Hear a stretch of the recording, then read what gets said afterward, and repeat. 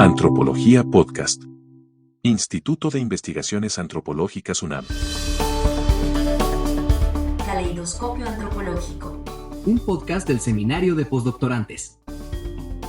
Entre lo que hemos identificado es que hay diferencias en cuanto al consumo de alimentos en los sitios Orocu y no más en tiernos, donde en Orocu hay un gran consumo de alimentos ricos en proteínas y en no más en tiernos tenemos un gran consumo de alimentos ricos en carbohidratos.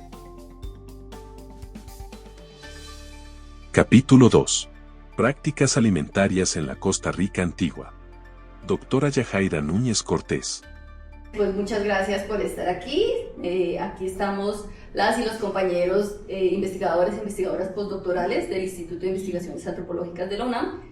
Y pues nosotras y nosotras creamos este seminario que titulamos Seminario de Investigaciones Antropológicas, el caleidoscopio de investigaciones para mostrar los resultados de nuestros procesos de investigación. Entonces, estamos aquí hoy con la investigación de la doctora Yajaira Núñez. Muchas gracias.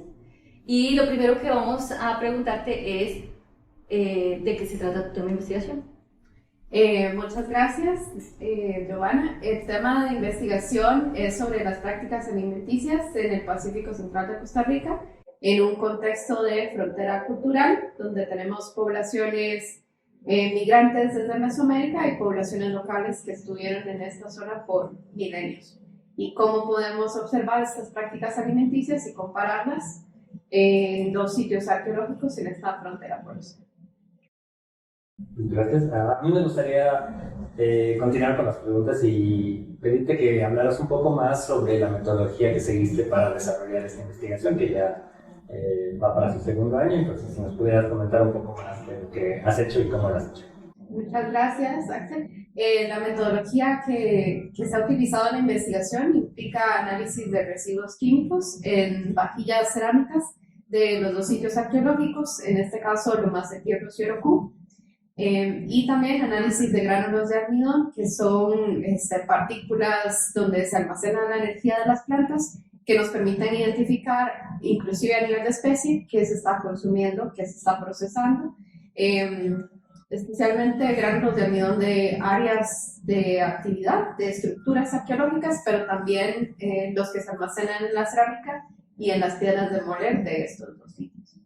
Qué interesante, Yajaira. Cuéntanos un poco de los hallazgos que han tenido. Muchas gracias. Entre lo que hemos identificado es que hay diferencias en cuanto al consumo de alimentos en los sitios Orocu y no más en tiernos, donde en Orocu hay un gran consumo de alimentos ricos en proteínas, es decir, pues carnes, ¿no?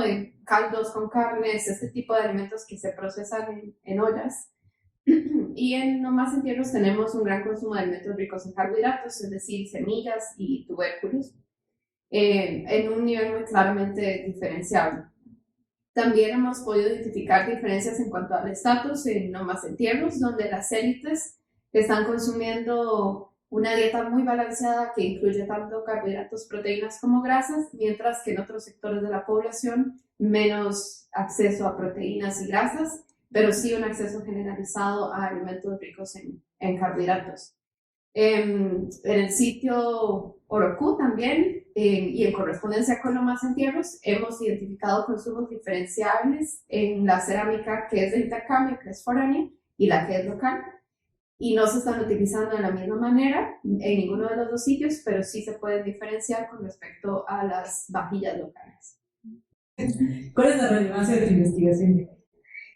Pues esta investigación nos permite indagar un área que todavía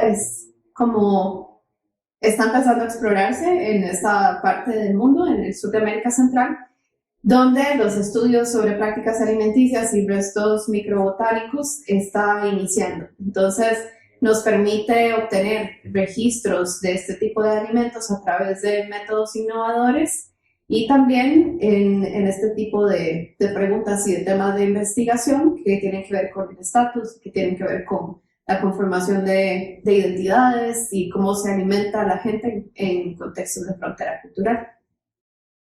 Yo creo que la investigación de Yajaira me sirve mucho en el sentido de que, por ejemplo, En la comunidad que yo trabajo no se sabe muy bien qué es lo que se consumía antes y eso da las bases fundamentales para que entendamos incluso lo que está pasando actualmente con las comunidades. Mira, no lo había visto de esa manera, me parece muy interesante porque a mí también desde la etnografía me interesa, precisamente desde la etnología, el tema de las fronteras culturales, que te lo preguntaba en la exposición que hiciste, y eso precisamente no se tiene en cuenta en la actualidad sobre qué pasaba antes y qué pasa ahora. Entonces creo que es un aporte muy, muy importante para las comunidades actuales y no solo, pues digamos, el tema de las comunidades del pasado.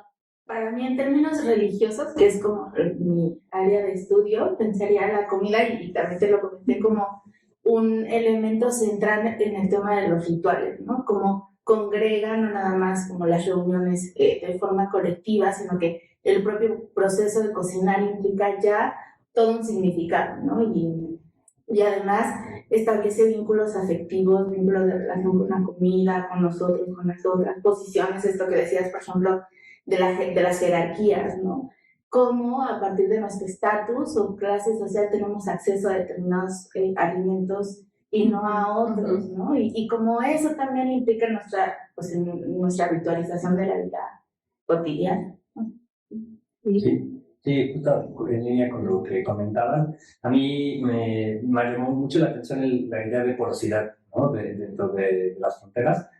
Y pues quizás una perspectiva muy presentista, ¿no? Pero yo que estudié más algo del siglo XX, siglo XXI, pensaba que hay como más material para un poco definir estas fronteras, ¿no? O sea, porque hay más testimonios de ciertas partes de ciertas comunidades y de otras, pero cuando se extiende la mirada hacia el pasado, pues es más complicado, ¿no? Y pensaba yo en los retos que implica como crear estas fronteras tanto de conceptos y demás para establecer cómo van moviéndose las ideas, la gente, los productos y cómo eso va afectando las vidas de cada persona y que se va reproduciendo, cambiando también con el tiempo hasta llegar al día de hoy. Entonces como un recorrido, bueno, me lleva a pensar mucho ese recorrido histórico y toda la complejidad que implica, ¿no? O sea, no solamente desde una disciplina, sino de diversas, y como en tu caso un proyecto pues requiere estudios de química, también pues de cultura, entonces sí es como algo que requiere la interdisciplina y me parece que eso es lo más, bueno, de lo más rico de lo que encontramos.